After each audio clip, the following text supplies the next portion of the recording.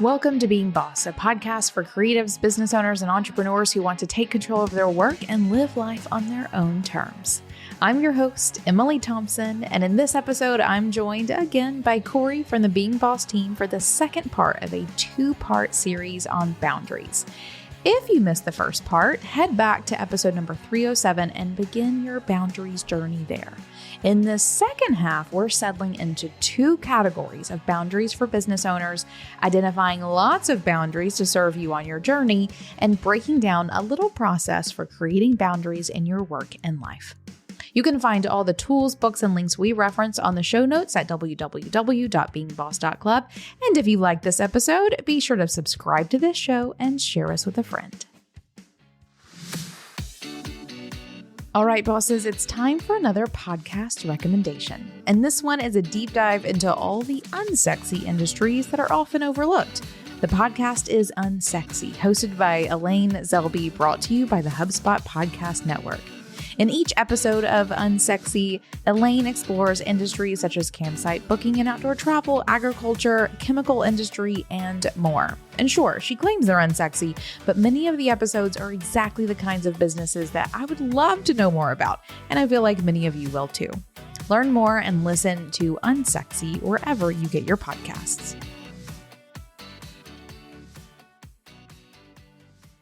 All right, Corey, you ready to wrap this one up? Yes, because I'm realizing that my boundaries are awesome. So now I'm excited to keep this going. Oh my God. Over the course of one episode, Corey goes from I have no boundaries to all the boundaries that I do have are awesome. I might have better boundaries than you. Maybe so. You don't have a kid. Oh, I love it. Good. Well, I hope other people who listened to that first episode maybe have come out on the other side feeling the exact same as you, for sure. And anyone who has not come out on the other side feeling that way, that is what this part of this sort of two-part episode series is about. It's getting you in a place where you can feel good about your boundaries. We're going to talk about some boundaries that I believe you need to have as a business owner. If you want the CEO ones, that was referenced in the last episode. And then talk about what it looks like to build a new boundary. I don't know, go from there. I'm excited to see what comes out of this one. Okay, so let's get started. What are some must-have boundaries for bosses? I thought you would have the answer prepared already.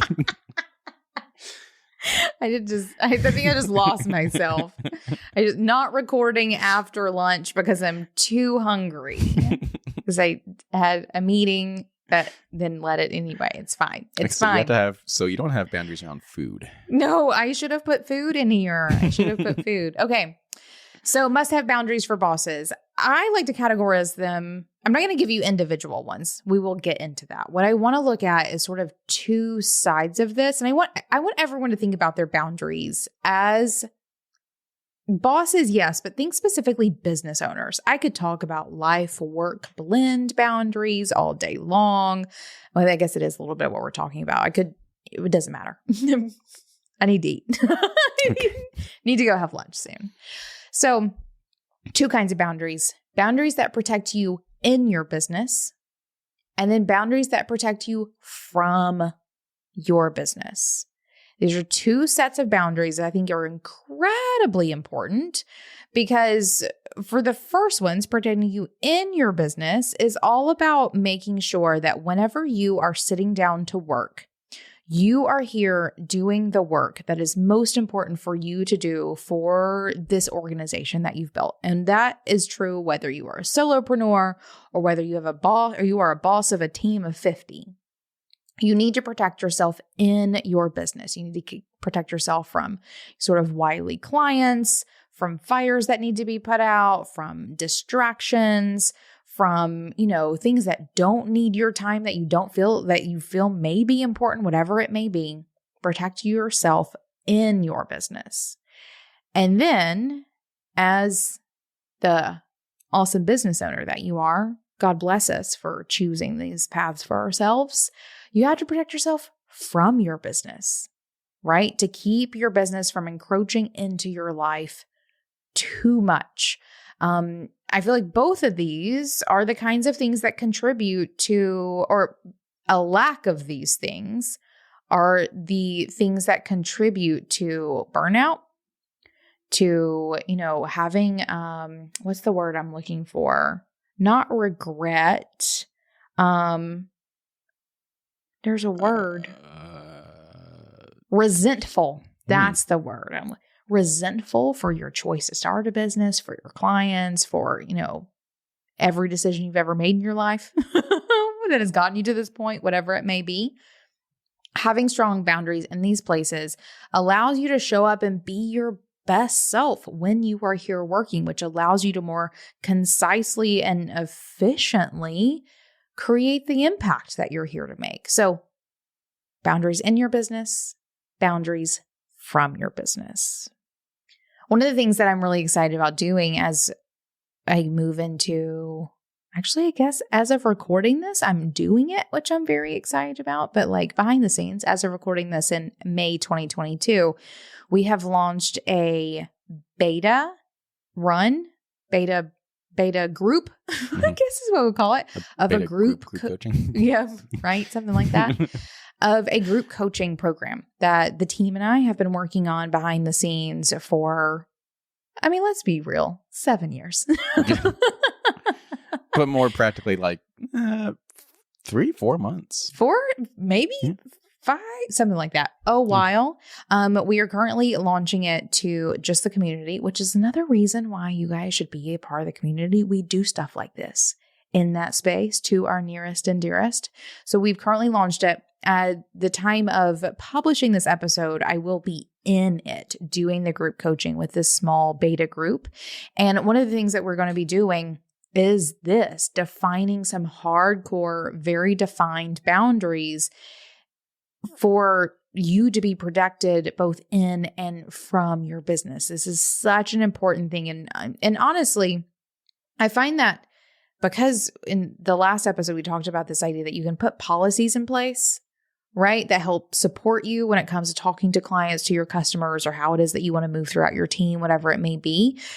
These boundaries, I think, are some of the easiest ones to put in place, which once you get to practicing putting these boundaries in place, upholding them, communicating them, all of those things, it's so much easier for you to take these skill sets outside of your business so that you can have better relationships with your friends and your family, and you can, just better prioritize all things. So we're going to be doing some coaching around this in our beta group. I'm doing it right now as of the time of this thing coming out. And then we'll be launching it again in later summer openly to everyone. So as we're going through this, if you're like, I don't even know where to start, or I need help, you need the accountability to hold yourself responsible to your boundaries, then know that our group coaching program is coming soon to an email near you. Or better yet, join the community and you'll get notifications when it goes. Indeed. Live. So indeed. All right, so let's move on. Let's actually talk about, you're starting with in your business boundaries. So what important boundaries can you set up to protect you in your business? Good question, Corey. Thank you for asking. Okay, so in your business. So again, the purpose of this little subset of boundaries for bosses or business owners is about protecting you in your business so that you can show up to do the work that you are most aligned to do.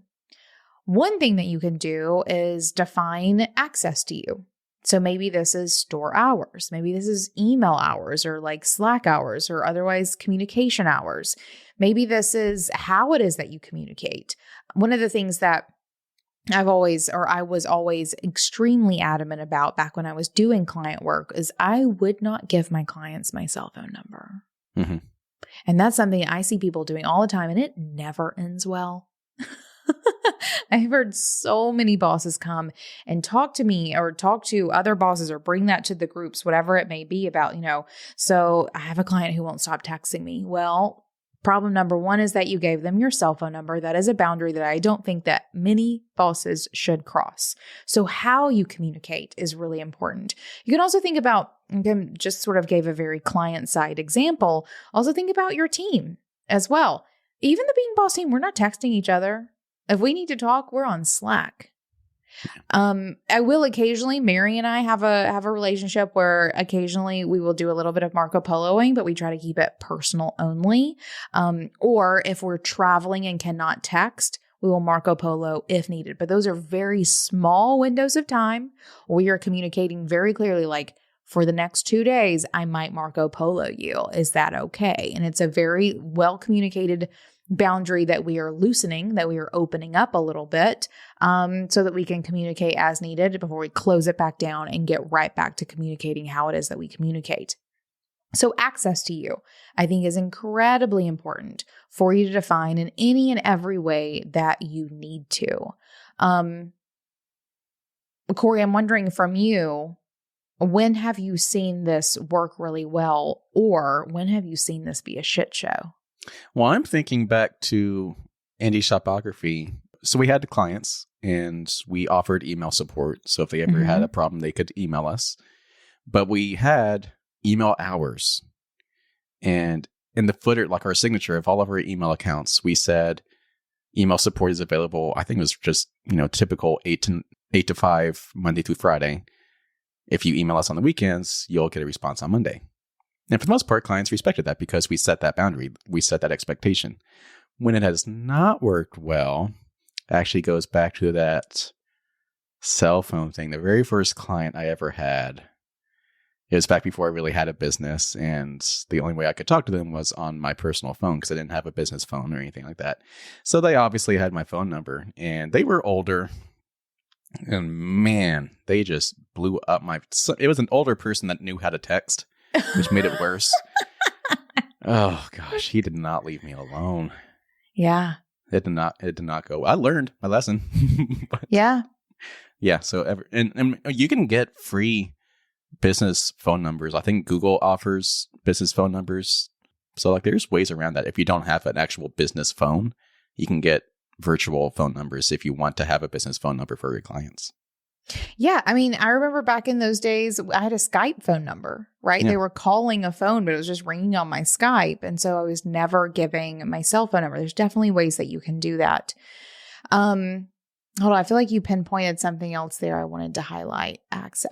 So around emails, another thing that you can do is create separate email accounts for things like support, or customer service or whatever it may be, so that you're creating a boundary between your email and the sort of support or customer service email. Another way that you can protect yourself in your business whenever you're getting into your email to, answer your business bestie and reply to, a new client inquiry or whatever it may be. You don't also want to be bombarded with all the support that you may need to also be giving.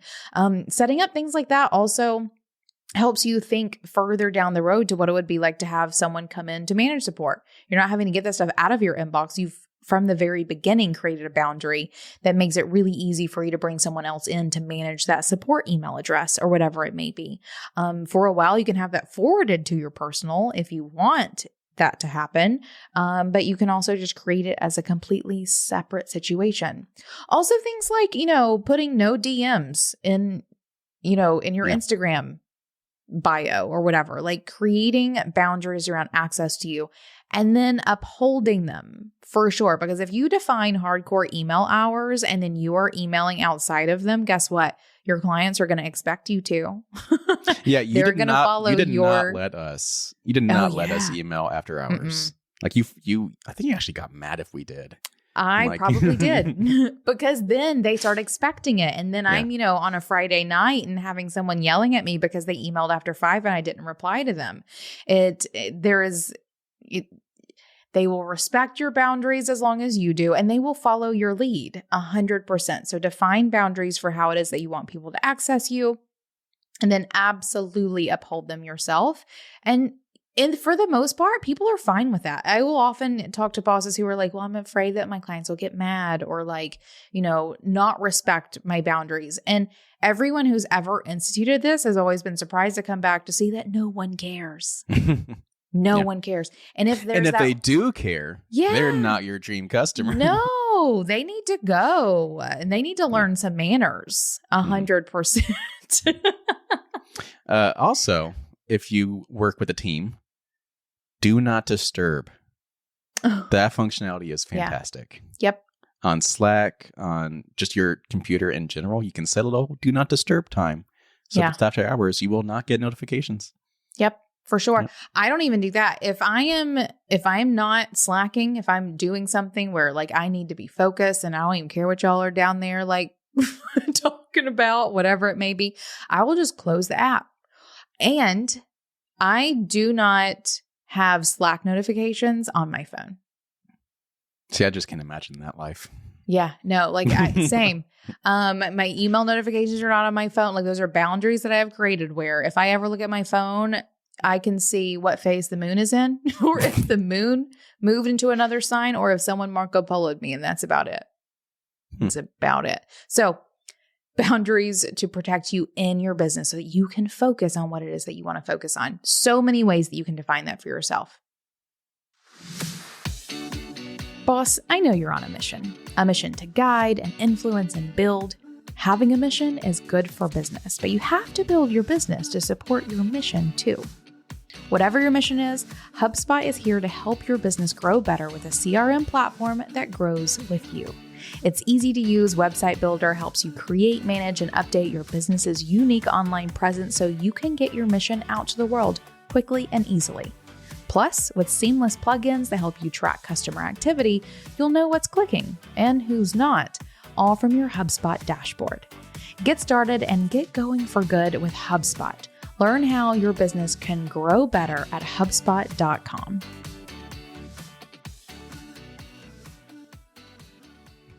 So that was access to you boundaries. What other kind of boundaries can you do in your business? I think lots of standard business policies. And I think this is where a little bit of research comes in. Things like returns or refunds, returns or refunds.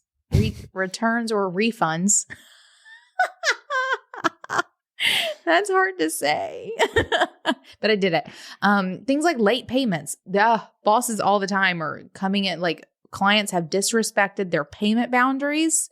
Then create one more that has them paying you for late payments or having some sort of action that happens if someone is paying you late.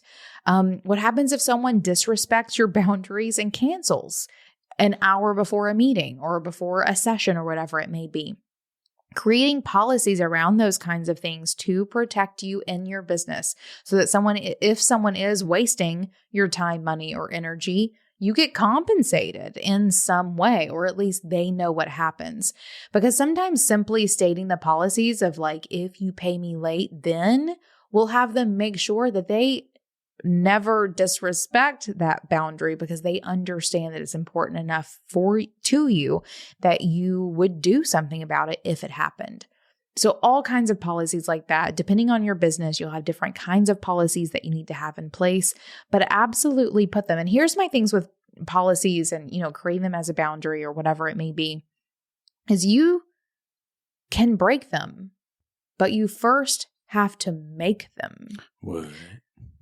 So, if something like returns, not returns, but returns, you can create as strict of a policy as you want, but still kind of go at it on a case by case basis if you want to, or whatever it may be. You don't have to be, totally dogmatic about your own policies unless you want to. The point is that you are communicating where you want those boundaries to lie, and then you can zhuzh them around as needed. Another one of my very favorite ones for protecting you in your business is to actually create some physical boundaries. This looks different for all kinds of boss businesses, but think about, having your creative studio space. That is a boundary that you are creating to protect you in the creative part of your business. Having a door policy. Anyone who is working from home, especially if you have kids or a partner who just likes to come in and chit chat because you're working from home, what could you be doing? David. Right? Having a closed door policy so that if my door is closed, you're not allowed to come in. Don't even knock. Don't even check and see if I want, more coffee or whatever it may be. Having that policy and holding it and not getting mad when they didn't come ask you if you wanted more coffee because your door was closed, right? Then creating physical boundaries like that are really important. We talked a minute ago about having that, like having the headphone boundary with my kid of like, if I have my headphones in, do not come talk to me. I have another one because I don't really use headphones very much these days, except for when I'm recording, is if my fingers are moving on the keyboard, do not speak to me. Because I'm usually in the middle of like typing a sentence. And if you say something to me, you're going to totally screw up y'all know how my brain works. It's not the most effective sometimes.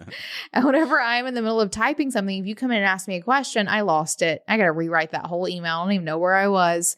So that's another one of my little physical boundaries of like, do not speak to me if you see my fingers moving on the keyboard. So everyone has, I think, some sort of iteration of what this looks like. Even, I've heard of bosses who are working from the kitchen table. They will take their stuff off, like put it on the table at the beginning of the day and take it off of the table. They're creating that line between life and work so that whenever they are working at the kitchen table, it is a desk. And when they are not working at the kitchen table, it is their kitchen table. So creating some sort of physical boundary for you to protect yourself is incredibly important as well.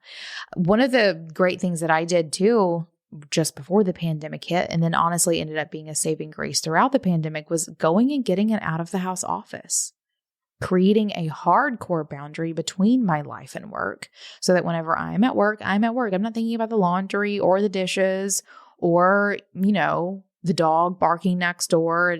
Are they going to let him in? Because then I've lost my train of thought again. I can just be here working. And that's another really great physical boundary. I'm here. I'm incredibly productive. I leave and I don't think about all of these things. So that's kind of transitioning us into protecting you from your business because those physical boundaries Oh, yeah. Yeah. So they work the other way too, huh? Hold on. Before we go into that, I want to know what you do to protect you in your business, or maybe just like in your work, however you want to think about it. But like, what do you do to like get in the zone and protect yourself? Your face right now, though. You don't even know? Okay. Corey's got some room for improvement. I mean, you're in an office, right? Well, I guess I do have the whole access to me thing is I do have pretty set boundaries around that nowadays. Yeah. Like no one has my phone number. Good. They know I'm pretty slow to reply to emails, so they don't expect anything right away. Yep. Then I do have an office, so if I'm in my office, I'm obviously working. If I'm not in my office, I'm not working. Cool beans. Cool beans. Oh, I do access. I want to go. There's one more thing I want to do there, and that is my no meeting days. I do want to bring that one up again pretty pointedly because that one is really important for me, especially as I'm, juggling lots of projects and literally so many meetings and recordings and just all of the things, is one day a week where I can just work. And sometimes work looks like I just need to go like write some notes at a coffee shop or like whatever, like just sort of get out of my bubble and not have to be so present in terms of like, I'm just looking at that Zoom camera again, Corey. Or that I can sit down and like work on a project for 3 or 4 hours. That for me is like, that is basically unheard of these days. So like whenever I do get the opportunities to do that, I want to protect that so hardcore. And having that boundary on my calendar of no meetings on Thursdays, though, as we have recently learned, unless you were just like trying to catch up on all the things, having that no meeting Thursday really allows me to have the time I need to, similar to what we said previously, like just get out of this what I need. And that is some flexibility in my schedule. That's some freedom. That's the ability to sit down and do creative projects. It is something I need to make it all do. Now we can talk about protecting from your business. Are you ready? I mean, a lot of that was protecting you from your business because we talked about physical boundaries, which, in my case, if I'm in my office, that means I'm working. If not in my office, I'm not working. So if I'm outside of my office, that is protecting me from my business. I'm not working. So it's so funny is that door to your office Yeah. literally serves two purposes. If it is closed and you are inside of the room, you are Yeah. being protected in your business. If it is closed and you are on the other side of it, it is protecting you from your business. last year, my brother and my nephews lived with me, so I did not have an office anymore because they were using my old office as bedrooms. And so my office was in my bedroom. And so I didn't have that physical boundary because I was in my workspace, but also in my personal space. And I didn't have that boundary.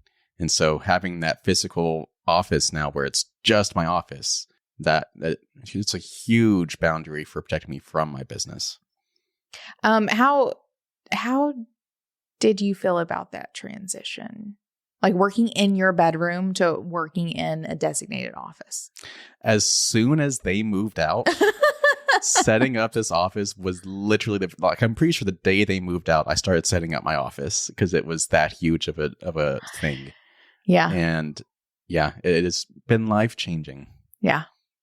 Like I don't want to go cuddle with my dog that's sleeping in my bed right behind my computer every day now. I can actually just focus on work.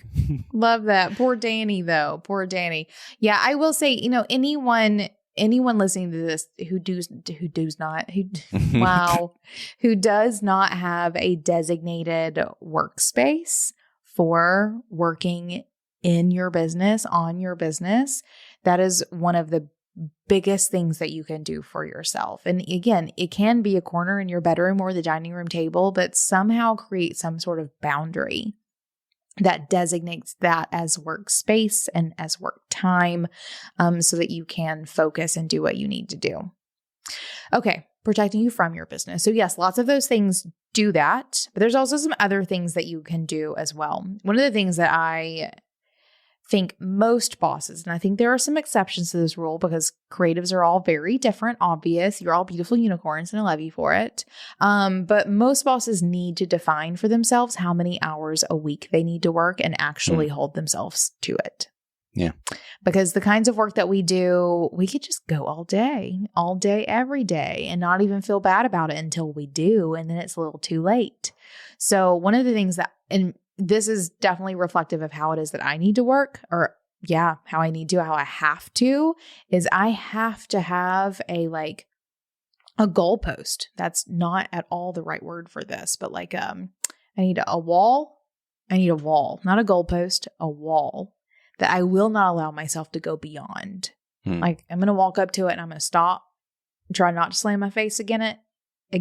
Wow.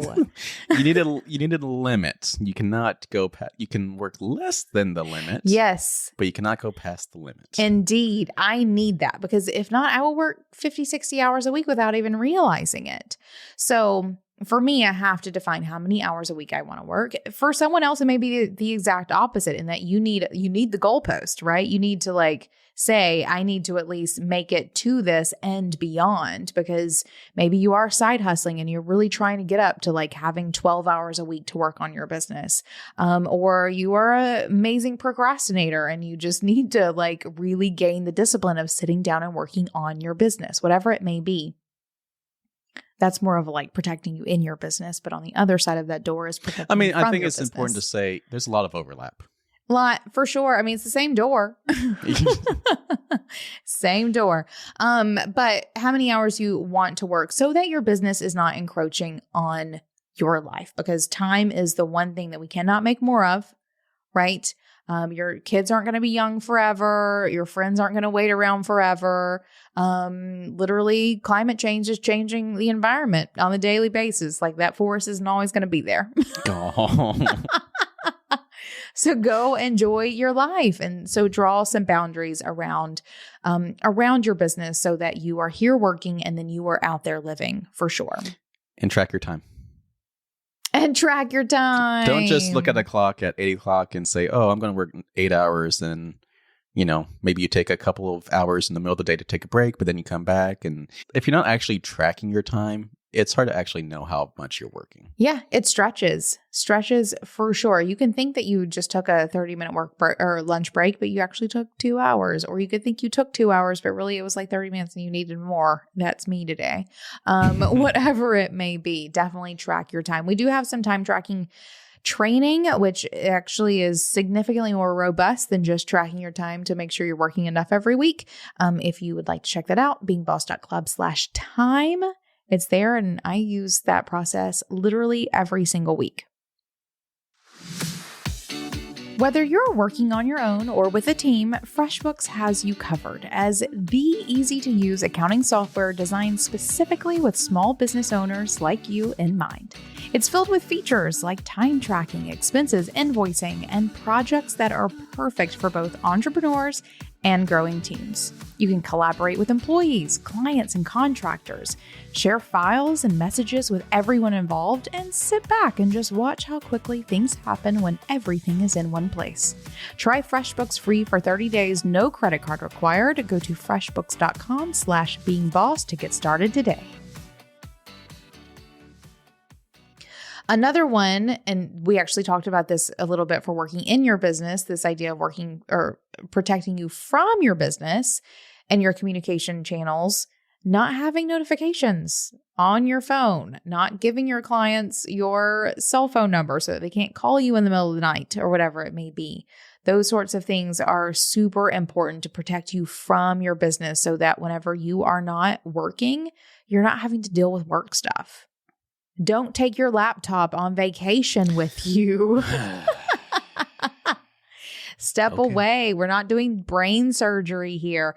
And that is something that I say to the team of both my businesses all the time, because we do work in an environment where, stay on it, stay connected. You're working remotely, or we all have phones in our pockets, blah, blah, blah. We're not saving lives here. We're selling rocks and recording podcasts. So you don't need to have notifications on your phone. You do not need to reply to that email right now. You do not need to take your laptop on vacation. Okay, fine.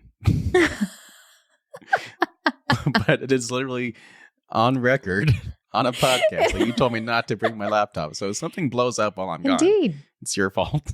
It's fine. It's even a holiday weekend. So what?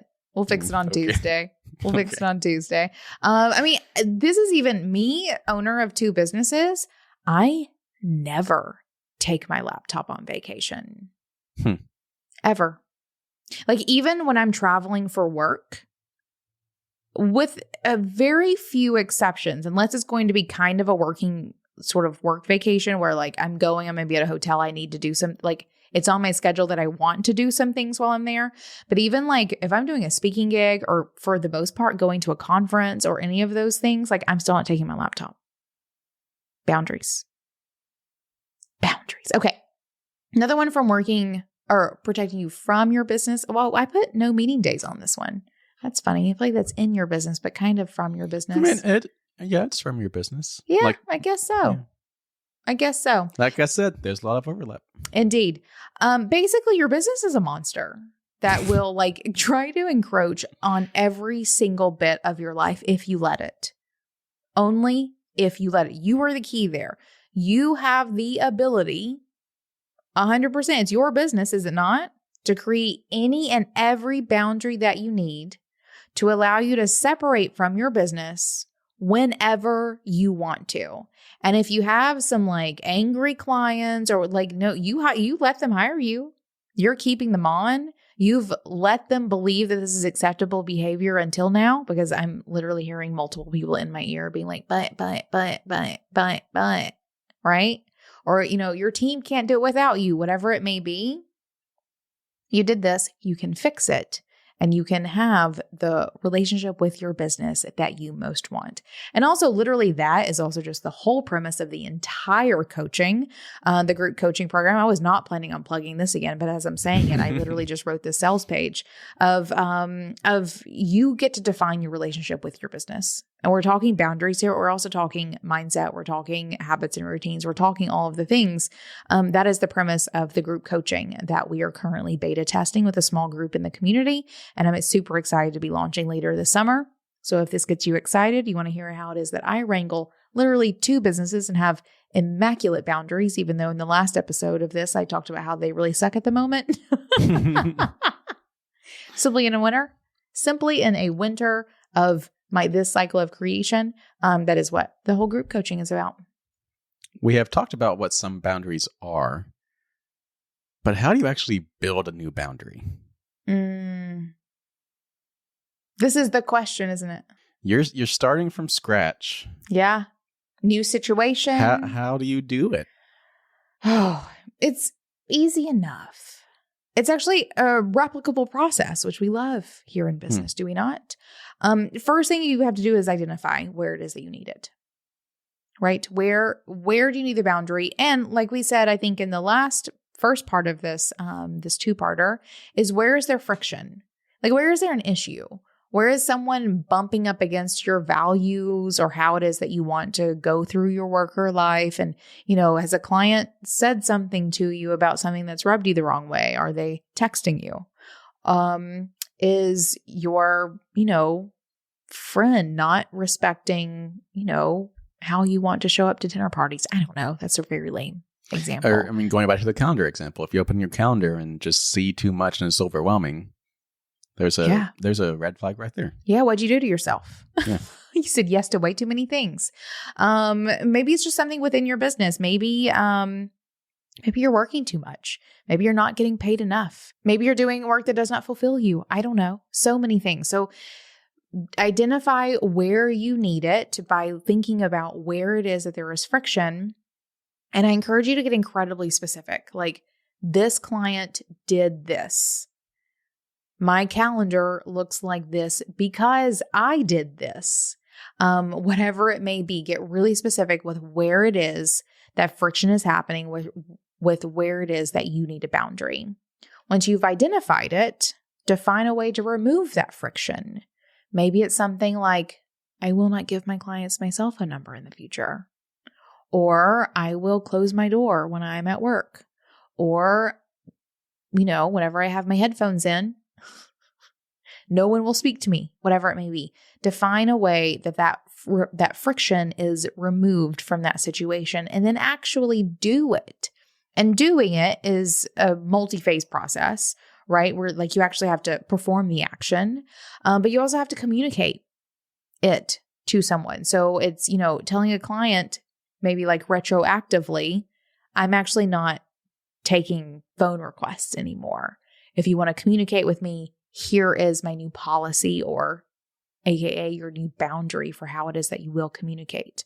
And then never give your cell phone number out again, because it is against your policy, AKA boundary, to do so.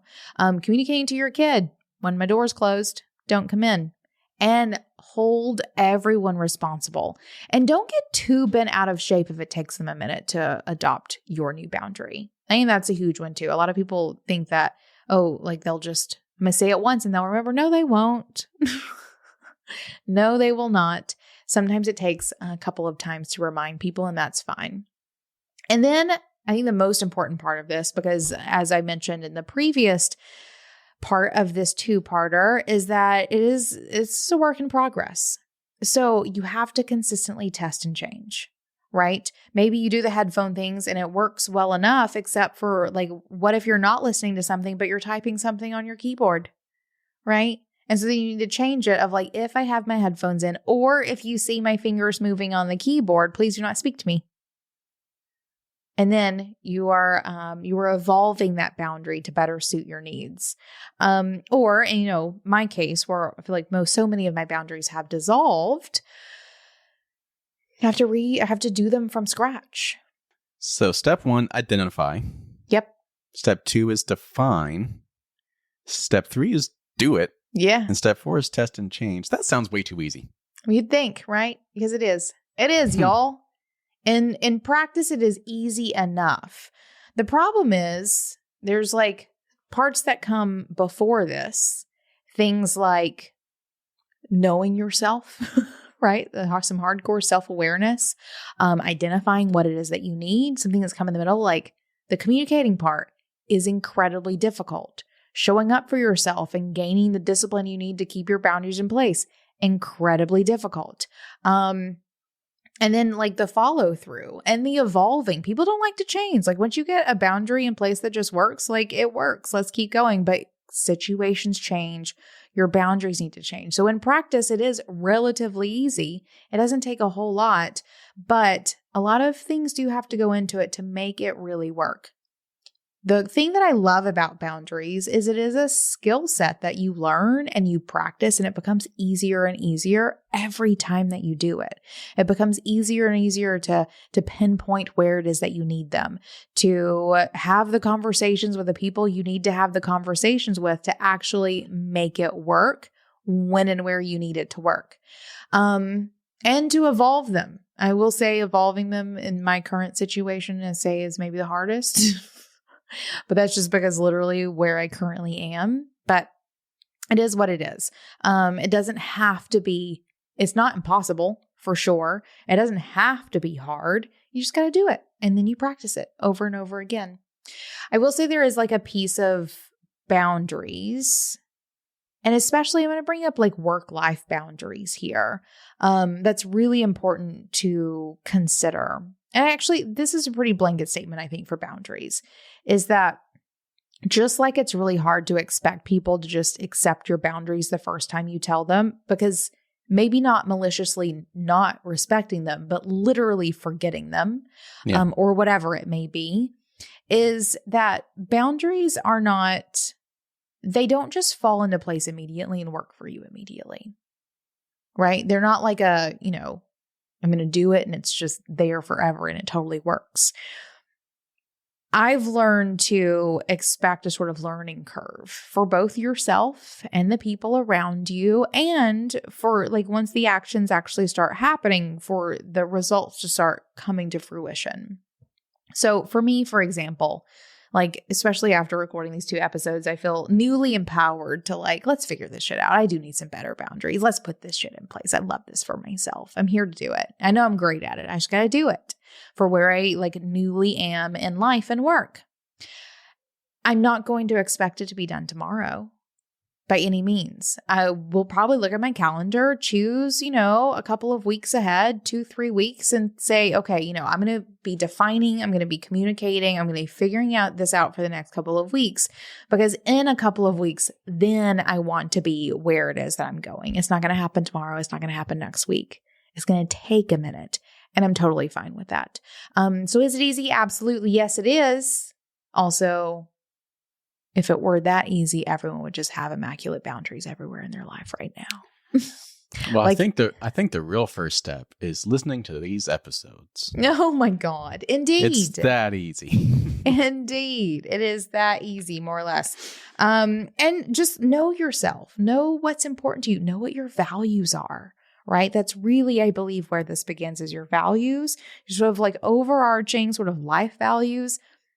And then your priorities for right now and in the relatively near enough future. What are you trying to accomplish? What is important to you right now? And building boundaries so that they wrap around those things, so they're protecting them and supporting you in accomplishing what it is that you want to accomplish. Boundaries, I think, really good aligned boundaries will help you feel more like yourself and help you feel supported in yourself, more than anything else, I think. And from that place of boundaries, you're able to build good habits and routines and build amazing relationships with people and show up for your work and all of these things. And for anyone who gives a shit about ROI, and shouldn't we all, they literally give you back time, money, and energy. Right? You will have more time to do more of what you want. You will have more money to do more of what you want. You'll have more energy to do more of what you want. With good boundaries that are protecting what is, just sort of being spent all willy-nilly in places it doesn't need to go, you will have that back to do more of what you want with it. So after talking about boundaries for the past 2 episodes and you admitting that your boundaries are not the best right now, what's the next boundary you're going to work to set? Oh, I'm probably going to cancel that Thursday meeting that I have in 2 weeks. Nice. I'm just going to go. It's an internal team situation. I can't remember exactly why I put it in place. Oh, no, it's not. It's a business bestie. It's still fine. I'm still going to change it. I do not need Thursday meetings. at all. I gotta get that shit off my calendar. What was I thinking? That's number one, is like reinstating, completely upholding my no Thursday meetings.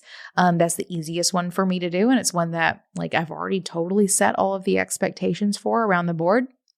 Just need to make a little shift. And then beyond that, I think I need to like get back in line with how many hours a week I want to work. Yeah. Because that over the past probably month or two, I've been judging around because I've been trying to accomplish what I need to accomplish. See episode, number 30? Let me see. Feel free to see episode number 306 for how we just opened a new retail business for Almanac. But I think those two in particular are very easy for me to put back into place. Not even necessarily redefine, just sort of like reinforcing boundaries that still serve me. What about you? None. I'm perfect. My boundaries are immaculate.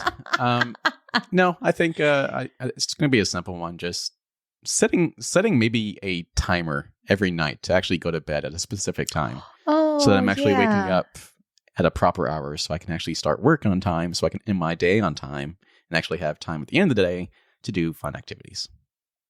I love that for you. Love that. Though I do have a question. Why do you say proper time to wake up? Whose definition of proper is that? Mine. So that felt like more of a question than a statement. I was actually going to say Danny. It's the dogs. Yeah. Okay. If your priority is being a good dog dad, Tori, I love that. I have mad respect for that. No, I mean, like a proper time to like get a good solid day's work in. So like if I start at 8, then work 8 hours, then end the day at 4 or whatever. Yeah. Love that for you. Perfect. Well, hopefully that also inspired everyone to see that your first boundaries do not have to be big ones. Yeah. They can be super simple. And I think that's even like just give yourself an easy win. And that's another good way to get a good boundary ball rolling, is do something easy that you know will be, easy for you to fulfill, an easy boundary for you to respect, for others to respect, and then just go from there. And otherwise set up boundaries so that you are protected in all the ways that you need to be. That includes me and my Thursdays, you and your dog, and everyone else in whatever way they need. All right, boss, because you're here, I know you want to be a better creative business owner, which means I've got something for you. Each week, the team at Being Boss is scouring the news, the best entrepreneurial publications, and updates and releases of the apps and tools that run our businesses, and is curating it all into a weekly email that delivers the must-know tips and tactics in the realms of mindset, money, and productivity.